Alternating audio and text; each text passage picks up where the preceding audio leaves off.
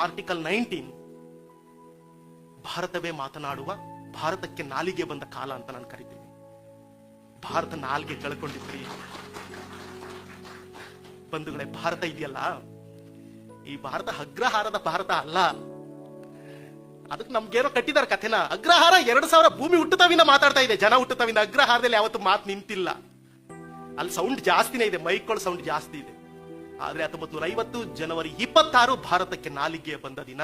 ದಲಿತ ಕೇರಿಗಳು, ಅಸ್ಪೃಶ್ಯ ಕೇರಿಗಳು, ಹೆಣ್ಣು ಮಕ್ಕಳು, ಬೀದಿ ಕಾರ್ಮಿಕರು, ಬುಡಕಟ್ಟು ಜನ, ಕೈಯಿಲ್ದೇ ಇರೋನು, ಕಾಲಿಲ್ದೇ ಇರೋನು, ಕಪ್ಪಗಿರೋನು, ಕುಳ್ಳುಕಿರೋನು, ನಡೆಯೋಕ್ ಆಗದೆ ಇರೋನು, ಮೂಗ, ಅಂಗವಿಕಲ, ಎದ್ ನಿಂತ್ಕೊಳ್ಳೋಕ್ ಆಗದೆ ಇರೋನು, ಔಸ್ಕೊಂಡು ನಡೀತಾ ಇರೋನು, ಎಲ್ರಿಗೂ ಕೂಡ ನಾಲಿಗೆ ಬಂದಿದ್ದು ಆರ್ಟಿಕಲ್ 19 ಭಾರತದ ಸಂವಿಧಾನ ಎದ್ದು ನಿಂತ ದಿನ.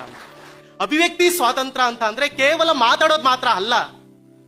ಮಾತು ಬಾರದ ಒಬ್ಬ ಮೂಗನ ಮೌನ ಇದೆಯಲ್ಲ, ಅದು ಕೂಡ ಒಂದು ಅಭಿವ್ಯಕ್ತಿ ಸ್ವಾತಂತ್ರ್ಯ ಅಂತ. ಆಮೇಲೆ ನನಗೆ ಅಭಿವ್ಯಕ್ತಿ ಸ್ವಾತಂತ್ರ್ಯ ಅಂದ ತಕ್ಷಣ ಅಭಿವ್ಯಕ್ತಿ ಸ್ವಾತಂತ್ರ್ಯಕ್ಕೂ ಇಲ್ಲಿನ ಜಾತಿಗಳಿಗೂ ಒಂದು ದೊಡ್ಡ ಸಂಬಂಧ ಇದೆ ಅಂತ. ಶಾನ್ ಭೋಗ ದಲಿತರು ಬೀದಿಗೆ ಬರ್ತಿದಂಗೆ ಅವನ್ ನಾಲ್ಗೆ ಮಾತಾಡಲ್ದು, ಅವನ್ ಮೀಸೆನೂ ಮಾತಾಡುತ್ತೆ, ಅವನ್ ಹಾಕಿರೋ ಪಂಚೆನೂ ಮಾತಾಡುತ್ತೆ. ಒಲಗೇರಿಗೆ ಬರ್ಬೇಕಾದ್ರೆ, ಮಾದಿಕೇರಿಗೆ ಬರ್ಬೇಕಾದ್ರೆ ಅವನ ಒಟ್ಟು ಬಾಡಿ ಲ್ಯಾಂಗ್ವೇಜ್ ಇದೆಯಲ್ಲ, ಇಡೀ ಊರ್ನ ಎದುರಿಸುತ್ತೆ. ಅವನ್ ಮಾತಾಡಲ್ಲ, ನಾಲ್ಗೆ ಅವನ್ ಛತ್ರಿ ಮಾತಾಡುತ್ತೆ, ಅವನ ಕಾಲಿನ ಶಬ್ದ ಮಾತಾಡುತ್ತೆ, ಅವನ್ ಮೀಸೆನೂ ಕೂಡ ಮಾತಾಡುತ್ತೆ. ಅಕಸ್ಮಾತ್ ಅವನು ಮಾತಾಡಿದ್ರೆ ಇಡೀ ಹೊಲಗೇರಿ ಬಿರುಗಾಳಿ ತರ ಚೆದ್ರೋಗ್ಬಿಡುತ್ತೆ. ಈ ತರದ ಒಂದು ಅಭಿವ್ಯಕ್ತಿ ಇದೆಯಲ್ಲ, ಇದನ್ನ ನನಗೆ ಯಾವಾಗ್ಲೂ ಅನ್ಸುತ್ತೆ, ಇದು ಕುರುಹು ಬಿಡದ ಕೊಲೆಗಾರ ಇದ್ದಂಗೆ. ತೋರಿಸಿ ಯಾರಾದ್ರೂ ಅಂದ್ರೆ ತೋರ್ಸಕ್ಕಾಗಲ್ಲ. ಅಲ್ಲೇನ್ ಮಾಡದ್ನಪ್ಪ, ಶಾನ್ ಭೋಗ ಬಂದ, ಪಟೇಲ ಬಂದ, ಕೂಲಿ ಕೆಲ್ಸಕ್ಕೆ ಕರ್ಕೊಂಡೋದ, ಅದ್ರಲ್ಲಿ ಏನಿದೆ? ಅದಂಗಲ್ಲ. ಇದರ ಒಳಗಡೆ ಒಂದು ಬಹಳ ವಿಶೇಷವಾದಂತ ಒಂದು ಹೊಸ ಜಗತ್ತಿದೆ ಅಂತ. ಇಲ್ಲಿ ಅಭಿವ್ಯಕ್ತಿ ಸ್ವಾತಂತ್ರ್ಯವನ್ನ ಕುರಿತು ಮಾತಾಡೋದಿದೆಯಲ್ಲ, ಜಗತ್ತಿನ ಎಲ್ಲಾ ದೇಶಗಳಲ್ಲಿ ಅಭಿವ್ಯಕ್ತಿ ಸ್ವಾತಂತ್ರ್ಯವನ್ನ ಕುರಿತು ಮಾತಾಡ್ಬೋದು. ಇಂಡಿಯಾದಲ್ಲಿ ಅಭಿವ್ಯಕ್ತಿ ಸ್ವಾತಂತ್ರ್ಯ ಅಂತ ಅಂದ್ರೆ ಅದ್ರ ವ್ಯಾಖ್ಯಾನಗಳೇ ಬೇರೆ. ಇಂಡಿಯಾ ಅಂತ ಅಂದ್ರೆ ಜನ, ಎಲ್ಲ ದೇಶಗಳಲ್ಲೂ ದೇಶ ಅಂದ್ರೆ ಜನ. ಇಂಡಿಯಾ ಅಂತಿದಂಗೆ ದೇಶ ಅಂತ ಅಂದ್ರೆ ಜನ ಕೊನೆಯಲ್ಲಿ ಬರ್ತಾರೆ. ನನಗದಕ್ಕೆ ಯಾವಾಗ್ಲೂ ಅನ್ಸುತ್ತೆ, ಒಂದು ದೇಶ, ಆ ದೇಶವನ್ನ ಹೆಂಗ್ ನೋಡೋದು ಅಂತ. ನೋಡಿ, ಯಾವತ್ತಿದ್ರು ಭಾರತದ ಸಂವಿಧಾನದ ಪೀಠಿಕೆ ಒಳಗಡೆನೂ ಕೂಡ ಭಾರತದ ಜನತೆಯಾದ ನಾವು ಅಂತ ಜನಗಳ ಬಗ್ಗೆ ಮಾತಾಡುತ್ತೆ.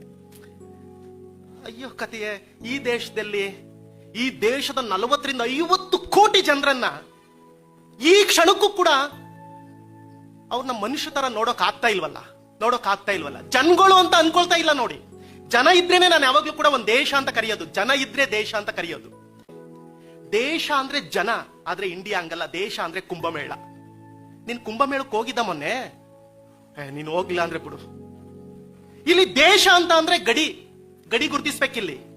ಇಲ್ಲಿ ದೇಶ ಅಂದ್ರೆ ರಾಷ್ಟ್ರಗೀತೆ, ರಾಷ್ಟ್ರಧ್ವಜ ಬೇಕು. ನಾನು ಇಲ್ಲ ಅಂತ ಹೇಳಲ್ಲ. ನಮ್ಮ ಸಂವಿಧಾನದ ಅದೆಲ್ಲದಕ್ಕೂ ಗೌರವ ಬೇಕು. ನಾನು ಹೇಳ್ತೀನಿ, ರಾಷ್ಟ್ರ ಧ್ವಜವನ್ನ ನೀವು ದೇಶ ಅಂತ ಕರೆಯೋದಾದ್ರೆ ಆ ಧ್ವಜ ಹಿಡಿಯೋಕೊಂದು ಶಕ್ತಿ ಬೇಕಲ್ಲ ಈ ತೋಳ್ಗೆ.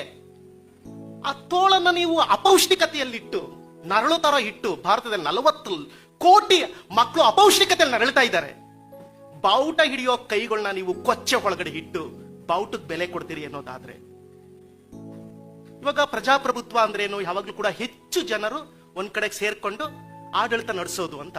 ಬಾಬಾ ಸಾಹೇಬ್ರು ನಾಲೆಡ್ಜ್ ಬೇರೆ ಇದೆ. ಪ್ರಜಾಪ್ರಭುತ್ವ ಅಂದ್ರೆ ಯಾವುದೇ ರಕ್ತಪಾತವಿಲ್ಲದೆ ಸಾಮಾಜಿಕ ಮತ್ತು ಆರ್ಥಿಕ ಬದಲಾವಣೆಯನ್ನ ತರ್ತಕ್ಕಂಥದ್ದನ್ನ ಬಾಬಾ ಸಾಹೇಬ್ರು ಹೇಳ್ತಾರೆ. ಆದ್ರೆ ಈಗ ಪ್ರೆಸೆಂಟ್ ಪ್ರಜಾಪ್ರಭುತ್ವ ಅನ್ನೋದು ಉಲ್ಟಾ ಆಗಿದೆ.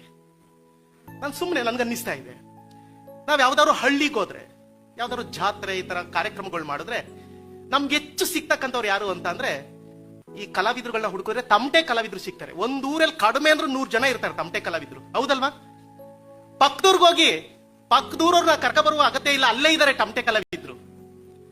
ನೀವು ಒಂದು ತಾಲೂಕಲ್ಲಿ ಹುಡುಕಿದ್ರೆ, ಒಂದ್ ತಾಲೂಕಲ್ಲಿ 5 ಲಕ್ಷ ಜನ ಇದ್ದಾರೆ ಅಂದ್ರೆ ತಮಟೆ ಹೊಡೆಯೋರು 50,000 ಸಿಗ್ತಾರೆ. ಸಂಖ್ಯಾಬಲನೆ ಮುಖ್ಯ ಅನ್ನೋದಾದ್ರೆ, ಆದ್ರೆ ವೀಣೆ ಬಾರಿಸೋರ್ನ ಹುಡುಕಿ ಒಂದ್ ಊರಲ್ಲಿ 5 ಊರು ಹುಡುಕಿದ್ರು ಒಬ್ರು ಸಿಗಲ್ಲ. ಒಂದ್ ತಾಲೂಕು ಹುಡುಕಿದ್ರು 5 ಜನ ಸಿಕ್ಬೋದು. ಆದ್ರೆ ವೀಣೆ ಬಾರಿಸೋರಿಗೆ 6 ಜನಕ್ಕೆ ಭಾರತ ರತ್ನ ಪ್ರಶಸ್ತಿ ಬಂದಿದೆ. ಜನಸಂಖ್ಯೆ ಒಳಗಡೆ ನಾವು ಹೆಚ್ಚಿದೀವಿ ಸ್ವಾಮಿ ಎನ್ನುವಂತ ತಮಟೆ ಹೊಡೆಯೋರ್ಗೆ ಒಂದ್ ತಾಲೂಕು ಮಟ್ಟದ ಅವಾರ್ಡ್ ಸಿಗ್ತಾ ಇಲ್ಲ ಅಂತ ಅಂದ್ರೆ ಪ್ರಜಾಪ್ರಭುತ್ವದಲ್ಲಿ ಸಂಖ್ಯೆ ಮುಖ್ಯ ಆಗ್ತಾ ಇಲ್ವೇನೋ ಅಂತ ನನ್ಗನ್ಸೋದು. ಈ ಲಂಬಾಣಿ ಭಾಷೆಯನ್ನ ಮಾತಾಡೋ ಜನ, ಲಂಬಾಣಿ ಒಂದು ಮೂಲ ಭಾಷೆ, ಈ ನೆಲದಲ್ಲಿ ಮೂಲ ಭಾಷೆ. ಆ ಜನ ಹುಟ್ಟುತ್ತಾವಿಂದ ಆ ಭಾಷೆ ಇದೆ. ಒಂದು 10 ಕೋಟಿ ಜನ ಲಂಬಾಣಿ ಭಾಷೆ ಮಾತಾಡ್ತಾರೆ. ಒಂದು ಸ್ಪೆಷಲ್, ನೀವು ನೀವು ಡೆಲ್ಲಿಗೆ ಹೋದ್ರೂ ಲಂಬಾಣಿ ಮಾತಾಡೋರು ಸಿಗ್ತಾರೆ, ಇಡೀ ಇಂಡಿಯಾದೊಳಗಡೆ ಲಂಬಾಣಿ ಭಾಷೆಯನ್ನು ಮಾತಾಡೋರು ಸಿಗ್ತಾರೆ. 10 ಕೋಟಿ ಜನ ಇದ್ದಾರೆ. ಸಂಸ್ಕೃತ ಮಾತಾಡೋರ್ನ ಒಂದೂರಲ್ಲಿ ಹುಡುಕಿ ನೋಡೋಣ, ಸಿಗ್ತಾರ? ಒಂದ್ ತಾಲೂಕಲ್ಲಿ ಹುಡುಕಿ, ಒಂದ್ ಜಿಲ್ಲೆಯಲ್ಲಿ ಹುಡುಕಿ ನೀವು. ಆದ್ರೆ ಇವತ್ತು ಸಂಸ್ಕೃತ ನಮ್ಮನ್ನು ಆಳ್ತಾ ಇದೆ.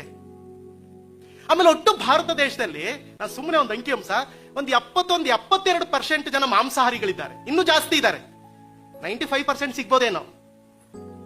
ಆದ್ರೆ ಮನೆ ಮುಂದೆ ಓನ್ಲಿ ವೆಜ್ ಅಂತ ಬೋರ್ಡ್ ಹಾಕೋತಾರೆ. ಅಥವಾ ಸಸ್ಯಾಹಾರಿಗಳು ಅನ್ನೋದು ಇದೆಯಲ್ಲ, ಅದೊಂದು ಪವಿತ್ರವಾದಂತ ಕೆಲಸ ಅನ್ನೋ ತರದಲ್ಲಿ ಒಂದು ಮೈಂಡ್ ಸೆಟ್ ನ ತುಂಬಿದ್ದಾರೆ ನೋಡಿ.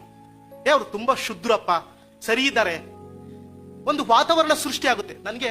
ಅದಕ್ಕೆ ಈ ಸಂದರ್ಭದೊಳಗಡೆ ಅಭಿವ್ಯಕ್ತಿ ಸ್ವಾತಂತ್ರ್ಯವನ್ನ ಹೆಂಗ್ ನೋಡೋದು ಅಂತ.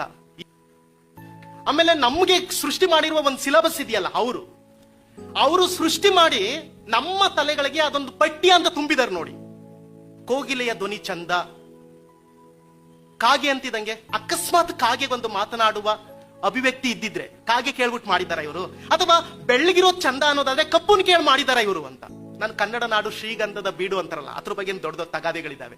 ನಮ್ಮೂರಲ್ಲಿ ಶ್ರೀಗಂಧನೇ ಇಲ್ಲ. ನನಗೇನ್ ಅನ್ಸುತ್ತೆ, ನಮ್ಮೂರಲ್ಲಿ ಮಾವಿನ ತೋಪಿದೆ, ಹುಣಸೆ ತೋಪಿದೆ, ಕನ್ನಡ ನಾಡು ಹುಣಸೆ ತೋಪಿನ ಬೀಡು ಅಂತ ನನ್ಗನ್ಸಿದ್ರೆ ಚಂದ ಅನ್ಸುತ್ತೆ. ಇಲ್ಲಿ ಅಭಿವ್ಯಕ್ತಿ ಸ್ವಾತಂತ್ರ್ಯ ಮತ್ತು ಮಹಿಳೆಯ ಮೂಲಕ ಅದನ್ನ ಹೆಂಗ್ ನೋಡೋದು ಅಂತ ಅವಾಗ್ಲೇ ಹೇಳದ್ನಲ್ಲ, ಹಿರಿಯ ಕುಂಚಾಲು ಮನ್ಮಂದಿಗೆಲ್ಲ ಸೃಷ್ಟಿ ಮಾಡಿದ್ರು. ಇದನ್ನ ಸುಮ್ಮನೆ ಯೋಚನೆ ಮಾಡೋಣ. ಹಿರಿ ಅಣ್ಣನ್ ಚಾಲು ಮನ್ಮಂದಿಗೆಲ್ಲ ಅಂತ ಇಲ್ಲ. ಇಲ್ಲೊಂದು ಗಾದೆ, ನೂಲಿನಂತೆ ಸೀರೆ ತಾಯಿಯಂತೆ ಮಗಳು. ಇವೆಲ್ಲ ಏನನ್ಸುತ್ತೆ? ಇದು ಒಂಥರ ಸಹಜ ಕ್ರಿಯೆ ಅಂತ ಅನ್ನಿಸ್ಬಿಟ್ಟಿದೆಯಲ್ಲ. ಹಂಗಾರೆ ಹಿರಿಯಣ್ಣ ಏನಾದ್ರೂ ಮಾಡ್ಬೋದಾ? ಅಪ್ಪನಂತೆ ಪಂಚೆ, ಈ ತರದೊಂದು ಕತೆ ಯಾಕಿಲ್ಲ ಅಂತ ಅಂದ್ರೆ, ಎಗೈನ್ ಇಲ್ಲಿ ಯಾರು ಒಂದು ವ್ಯವಸ್ಥೆಯನ್ನ ತನ್ನ ಹಿಡಿತಕ್ಕೆ ತಕೊಂಡು ನಾನು ಹೇಳದ್ದೇ ಅಭಿವ್ಯಕ್ತಿ ಸ್ವಾತಂತ್ರ್ಯ ಅಂತ ಹೇಳಿ ಚೇತನ್ ಸರ್ ಹೇಳೋದಕ್ಕೆಲ್ಲ ವಿರುದ್ಧವಾಗಿ ನಿಂತ್ಕೋತಾರಲ್ಲ. ಆಮೇಲೆ ಕೇವಲ ಅಭಿವ್ಯಕ್ತಿ ಸ್ವಾತಂತ್ರ್ಯ ಮಹಿಳೆ ಅದ್ರ ರಾಜಕ್ಕೂ ಕೂಡ ನಾನು ಹೇಳ್ತಾ ಇರೋನು ಯಾವ ಪಾರ್ಟಿವನು ಅಂತ. ನಾನೊಂದು ಪಾರ್ಟಿಲಿ ನಿಂತ್ಕ ಹೇಳಿದ್ರೆ ಆ ಪಾರ್ಟಿ ಪ್ರೀತಿಸೋ ಜನ ಅವ್ನು ಹೇಳ್ತಿರೋದು ಸರಿ ಅಂತಾರೆ. ಪಾರ್ಟಿ ವಿರುದ್ಧವಾಗಿರೋರು ಏನಂತಾರೆ ಅಂತ ಅಂದ್ರೆ, ನೀನು ಅಭಿವ್ಯಕ್ತಿ ಸ್ವಾತಂತ್ರ್ಯಕ್ಕೆ ವಿರುದ್ಧವಾಗಿದ್ದೀನಿ, ಹೇಳ್ತಾ ಇರೋದು ಸರಿಗಿಲ್ಲ ಅಂತ. ಭಾಷೆ ಕೂಡ, ಜಾತಿ ಕೂಡ, ಒಂದು ಧರ್ಮನೂ ಕೂಡ. ಇಲ್ಲಿ ಆ ಕಾರಣಕ್ಕೋಸ್ಕರವಾಗಿ ಅಭಿವ್ಯಕ್ತಿ ಸ್ವಾತಂತ್ರ್ಯವನ್ನ ಭಾರತದಂತಹ ಜಾತಿ ಆಧಾರಿತ ದೇಶದಲ್ಲಿ ಹೆಂಗ್ ನೋಡೋದು ಅಂತ ನಾನು ಹೇಳದ್ನಲ್ಲ. ಒಬ್ಬ ಅಸ್ಪೃಶ್ಯ ಸಮುದಾಯಕ್ಕೆ ಸೇರಿದವನು IAS ಆಫೀಸರ್ ಆಗಿರ್ಬೋದು, ಅವನ ಜಾತಿ ಕೇಳಿ ನೀವು. ಅವನ IAS ಏನ ಸರ್ಟಿಫಿಕೇಟ್ ಇದೆಯಲ್ಲ, ಅದನ್ನೆಲ್ಲಕ್ಕೆ ರಪ್ಪನ್ ಬಿದ್ದೋಯ್ತದ್ರಿ, ಇಲ್ಲ ಅಂತ ಹೇಳಿ ನೋಡೋಣ ನೀವು.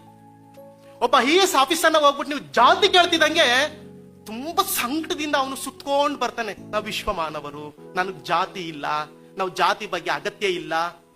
ನಾನು ನಿಮ್ಗೊಂದು ಮಾತು ಹೇಳ್ತೀನಿ, ನೀವೊಬ್ಬ ಈ ನೆಲದಲ್ಲಿ ಒಬ್ಬ ಬ್ರಾಹ್ಮಣ ಸಮುದಾಯದ ಸುಮ್ಗೆ ಜಾತಿ ಕೇಳಿ ನೀವ್ ಯಾವುದು ಅಂತ. ಬಂದೂಕಿಂದ ಗುಂಡು ಲೇಟ್ ಆಗಿ ಬರ್ಬೋದು, ಅವನ್ ಬಾಯಲ್ಲಿ ಜಾತಿ ಲೇಟ್ ಆಗಿ ಬರಲ್ಲ, ಪಠಾರ್ ಅಂತ ಬರುತ್ತೆ.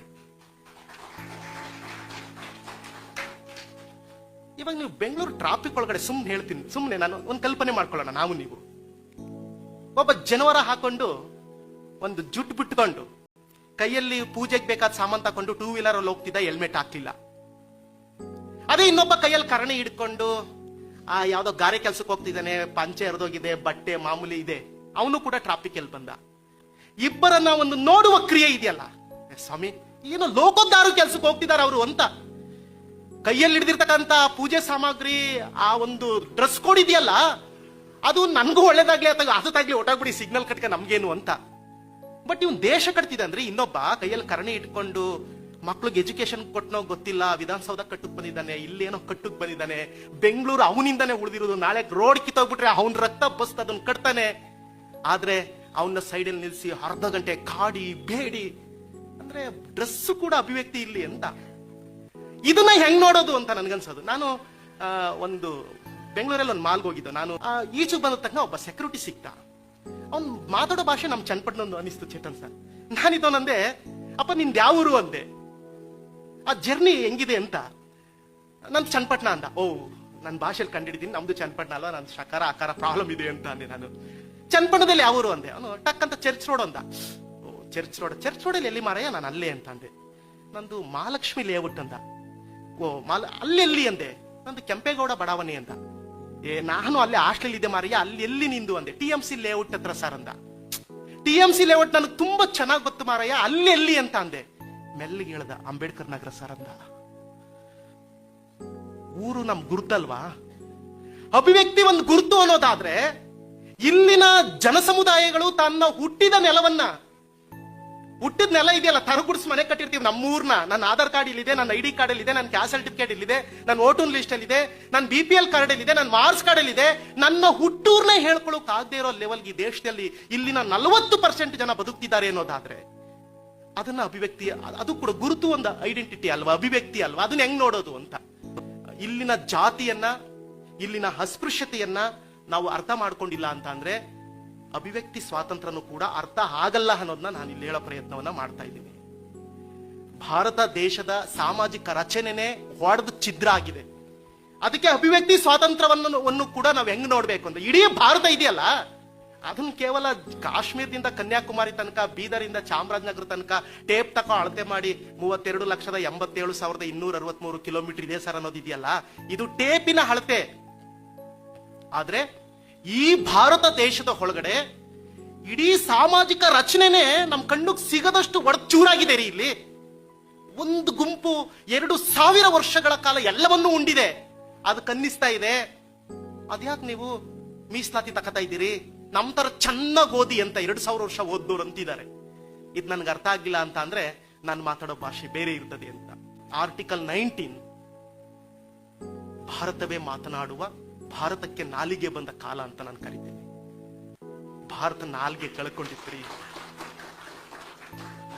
ಬಂಧುಗಳೇ. ಭಾರತ ಇದೆಯಲ್ಲ, ಈ ಭಾರತ ಅಗ್ರಹಾರದ ಭಾರತ ಅಲ್ಲ. ಅದಕ್ಕೆ ನಮ್ಗೇನೋ ಕಟ್ಟಿದಾರೆ ಕಥೆನ. ಅಗ್ರಹಾರ 2,000 ಭೂಮಿ ಹುಟ್ಟುತ್ತವಿಂದ ಮಾತಾಡ್ತಾ ಇದೆ, ಜನ ಹುಟ್ಟುತ್ತವಿಂದ. ಅಗ್ರಹಾರದಲ್ಲಿ ಯಾವತ್ತು ಮಾತು ನಿಂತಿಲ್ಲ. ಅಲ್ಲಿ ಸೌಂಡ್ ಜಾಸ್ತಿನೇ ಇದೆ, ಮೈಕ್ಗಳ ಸೌಂಡ್ ಜಾಸ್ತಿ ಇದೆ. ಆದ್ರೆ 1950 ಜನವರಿ 26 ಭಾರತಕ್ಕೆ ನಾಲಿಗೆ ಬಂದ ದಿನ. ದಲಿತ ಕೇರಿಗಳು, ಅಸ್ಪೃಶ್ಯ ಕೇರಿಗಳು, ಹೆಣ್ಣು ಮಕ್ಕಳು, ಬೀದಿ ಕಾರ್ಮಿಕರು, ಬುಡಕಟ್ಟು ಜನ, ಕೈಯಿಲ್ದೇ ಇರೋನು, ಕಾಲಿಲ್ದೇ ಇರೋನು, ಕಪ್ಪಗಿರೋನು, ಕುಳ್ಳುಕ್ಕಿರೋನು, ನಡೆಯೋಕ್ ಆಗದೆ ಇರೋನು, ಮೂಗ, ಅಂಗವಿಕಲ, ಎದ್ ನಿಂತ್ಕೊಳ್ಳೋಕ್ ಆಗದೆ ಇರೋನು, ಔಸ್ಕೊಂಡು ನಡೀತಾ ಇರೋನು, ಎಲ್ರಿಗೂ ಕೂಡ ನಾಲಿಗೆ ಬಂದಿದ್ದು ಆರ್ಟಿಕಲ್ 19 ಭಾರತದ ಸಂವಿಧಾನ ಎದ್ದು ನಿಂತ ದಿನ.